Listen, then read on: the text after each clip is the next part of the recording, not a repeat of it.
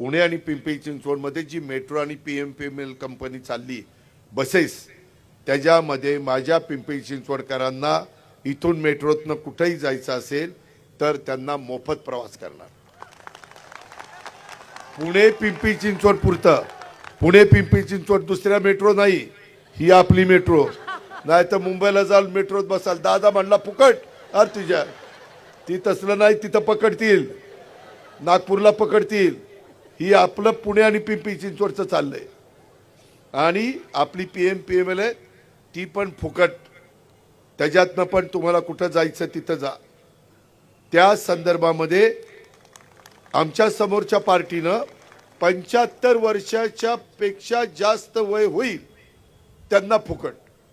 आता ज्याला जन्माला आलेला 75 वर्ष वाट बघायचं, कधी मी 75 व्हायचो, कधी फुकट जायचो, कधी फुकट जायचो।